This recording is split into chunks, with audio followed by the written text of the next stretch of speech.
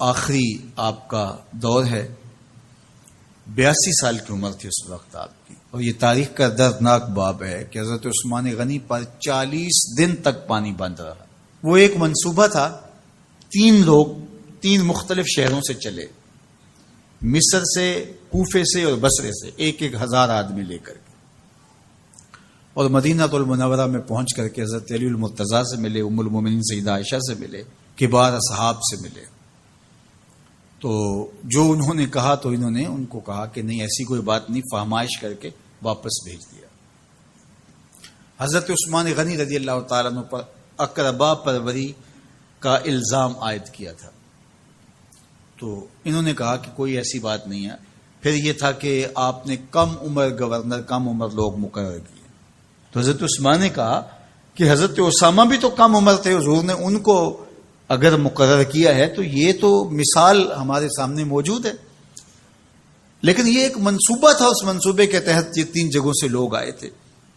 وہ 3 دن کی مسافت کے بعد پھر تینوں واپس آ گئے، تو یہ ایک سوالیہ نشان ہے کہ تینوں کیوں واپس آ گئے، کوئی ایک تو نہ آتا نا، تو یہ سب طے شدہ منصوبہ تھا۔ اور پھر انہوں نے مدینہ المنورہ کو گھیر لیا، اور جس طرح سے بلوائیوں نے حالات پیدا کر دیے، سید علی المرتضیٰ رضی اللہ تعالیٰ عنہ تو شہر مدینہ سے باہر تشریف لے گئے تھے، اور اپنے بیٹوں امام حسن اور امام حسین رضی اللہ تعالیٰ عنہ کو حضرت عثمان غنی کے دروازے پر مقرر کیا تھا کہ ان کو ضرر نہ پہنچنے دینا۔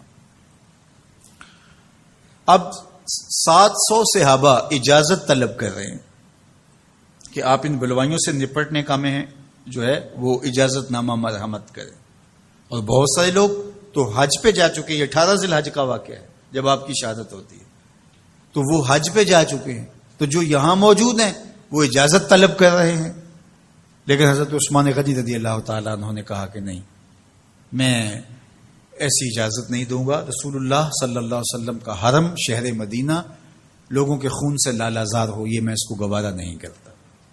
افواج موجود ہیں، اور دنیا کی تاریخ میں آپ کو ایسا نہیں ملے گا کہ اتنی بڑی حکومت کسی کے پاس ہو اور وہ خود گھیر لیا جائے، اس کا پانی بھی بند ہو جائے، اور وہ حکم دے کہ نہیں، میرے لیے آپ ایک قطرہ بھی خون نہیں بہائیں گے۔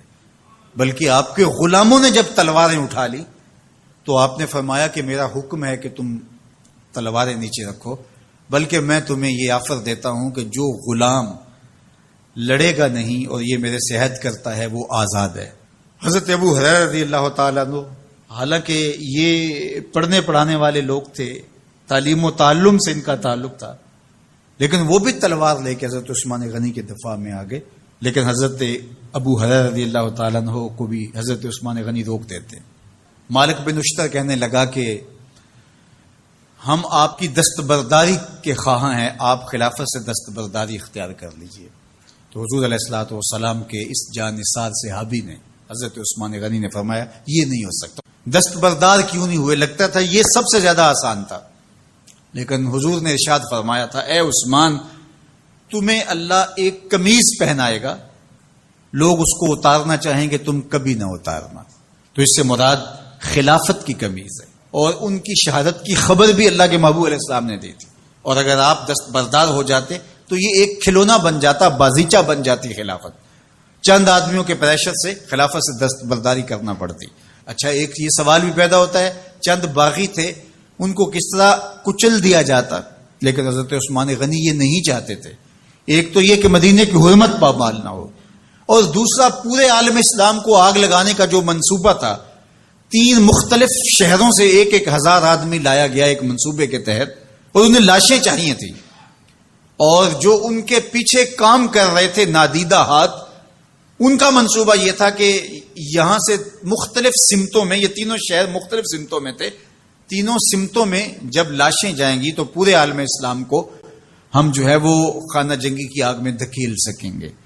تو حضرت عثمان غنی ان سازشوں سے آگاہ تھے، تو سب سے اہون اور آسان یہ تھا کہ قربانی پیش کر دی جائے، اور پھر انہوں نے سن بھی رکھا تھا کہ 2 شہید ہیں، شہید تو انہوں نے بہرحال ہونا ہے، تو لہٰذا میں خلافت سے دستبردار بھی نہیں ہوں گا، اور شہر مدینہ کی حرمت بھی پامال نہیں ہونے دوں گا، اور تیسری بات یہ ہے کہ میں خود مظلوم شہید کر دیا جاؤں، تو آپ نے یہ گوارا کر لیا. تو 18 ذوالحج تھا، جمعے کا ہی دن تھا، اور حضرت عثمان غنی رضی اللہ تعالیٰ عنہ روزے سے تھے. عصر کا وقت تھا، قرآن مجید کی تلاوت کر رہے تھے. حضرت امام حسن، امام حسین اور حضرت عبداللہ بن زبیر اور دیگر لوگ آپ کے دروازے پہ پہرا دے رہے تھے. لیکن باغی پچھلے گھر سے دیوار پھلانگ کے آپ کے گھر میں داخل ہوئے اور تلوار سے وار کیا. آپ کی زوجہ حضرت نائلہ آگے بڑھی اور ہاتھ سے روکنا چاہا، آپ کی انگلیاں کٹ گئی.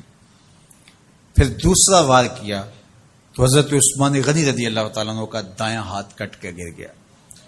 حضرت عثمان غنی رضی اللہ تعالیٰ عنہ نے افسوس کیا اور کہا کہ تم نے وہ ہاتھ کاٹ دیا جس سے میں وحی کی کتابت کیا کرتا تھا. پھر اس کے بعد آپ پر 9 وار کیے گئے اور آپ کو شہید کر دیا گیا. اور آپ کا خون قرآن مجید پڑھتے ہوئے اس آیت پہ گرا، فَسَيَكْفِيكَهُمُ اللَّهُ وَهُوَ السَّمِيعُ الْعَلِيمُ. تو حضرت عثمان غنی رضی اللہ تعالیٰ عنہ مظلوم شہید کیے گئے، بھوکے اور پیاسے شہید کیے گئے، ظلمن شہید کیے گئے. حضرت عبداللہ بن عمر رضی اللہ تعالیٰ عنہ فرماتے ہیں کہ حضور فتنوں کا ذکر کر رہے تھے کہ فتنے ہوں گے، بہت بڑے فتنے ہوں گے. تو ایک شخص نے چادر اوڑھی ہوئی تھی اور وہ مجلس واعظ کے قریب سے گزرا جہاں حضور کچھ ارشاد فرما رہے تھے. تو آقا کریم نے اشارہ کر کے کہا اس دن یہ شخص حق پہ ہوگا. عبداللہ بن عمر کہتے ہیں کہ میں اٹھا اور جا کے دیکھا تو وہ حضرت عثمان تھے. تو میں نے حضرت عثمان کے چہرے کو پکڑ کے تھوڑا سا حضور کی جانب کیا اور میں نے کہا حاضا حضور، یہ اللہ کے محبوب فرمایا ہاں یہی. جب فتنے ہوں گے تو فرمایا یہ حق پہ ہوگا. تو حضرت عثمان غنی رضی اللہ تعالیٰ عنہ حق کی راہوں کے مسافر، جنہیں حضور کی زبان سے شہید کہا گیا، اور شہید کسی کا انجام ہوتا ہے. تو حضور نے فرمایا یہ شہید ہوگا. شہید وہی ہوتا ہے جو بحالت ایمان اس دنیا سے راہ خدا میں اپنی جان قربان کرے. فرمایا فَإِنَّمَا عَلَيْكَ نَبِيٌّ وَصِدِّيقٌ وَشَهِيدَانِ. اے پہاڑ رک جا، تو جانتا نہیں تیرے اوپر اللہ کا ایک نبی ہے، ایک صدیق ہے اور 2 شہید ہیں. تو حضرت عثمان غنی رضی اللہ تعالیٰ عنہ عظمتوں کے مینار، اللہ اکبر. تو یہ حضرت عثمان غنی رضی اللہ تعالیٰ عنہ کا یہ کارنامہ تھا کہ آپ نے اپنی جان پیش کر کے امت کو جو ہے وہ فتنوں سے محفوظ کر لیا اور امت کو بچا لیا. حضرت عثمان غنی رضی اللہ تعالیٰ عنہ پہ کروڑوں رحمتیں، کروڑوں سلام. ہم آپ کی عظمت کو سلام پیش کرتے ہیں، عقیدتوں کا خراج پیش کرتے ہیں. حضور کی خدمت میں ایک جنازہ لایا گیا اور حضور سے عرض کی گئی حضور اس شخص کا جنازہ پڑھا دیجئے. تو حضور نے انکار کر دیا، کہا میں جنازہ نہیں پڑھاؤں گا.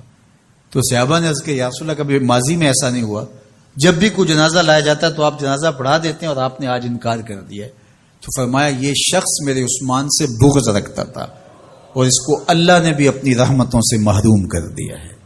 حضور نے اس شخص کا جنازہ نہیں پڑھایا جو مبغض عثمان غنی رضی اللہ تعالی عنہ.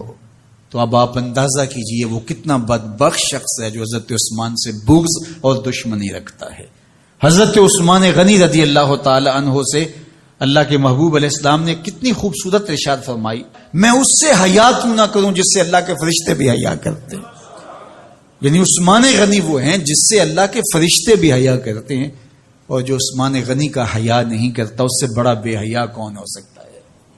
حاکم نے مستدرک کے اندر روایت ذکر کی ہے کہ بہت سارے صحابہ حضور کی بہت ساری خوبیوں کے مظہر تھے، اور سب سے زیادہ حضور کے خلق کے مشابہ حضرت عثمان غنی رضی اللہ تعالیٰ. اور خلق میں سب سے اونچا درجہ حیا کا ہوتا ہے. آتا خاک طیبہ از دو عالم خوش ترست، آن خنک شہرے کے آنجا دل برست. ہمیں تو طیبہ کی مٹی بھی اچھی لگتی ہے اس لیے کہ وہاں محبوب جو رہتے ہیں. تو محبت تو اس چیز کی متقاضی ہوتی ہے، محبوب کی راہوں کو بھی سلامی پیش کی جائے. تو جو حضور علیہ السلام کے ساتھ منسوب اتنی وقی نسبتیں ہیں ان کا احترام کیوں نہیں کریں گے. تو حضرت عثمان غنی تو داماد رسول ہیں، حضرت عثمان غنی تو ذوالنورین ہیں، حضرت عثمان غنی تو حضور علیہ الصلوۃ والسلام کے محبوب اور حضور علیہ الصلوۃ والسلام کے پیارے ہیں. ان کو جنت کی بشارت دی گئی ہے، عشرہ مبشرہ میں سے ہیں، 4 جلیل القدر خلفاء میں ان کا نام شامل ہے. اور پھر حضور کی 2 صاحبزادیاں ان کے نکاح میں آقا کریم نے ان کو شہید خود قرار دیا. اور میرے اور آپ کے آقا و مولا نے کہا آج کے بعد کوئی عمل عثمان کو نقصان نہیں دے گا، اور کہا عثمان سے میں حیا کیوں نہ کروں، اس سے اللہ کے فرشتے بھی حیا کر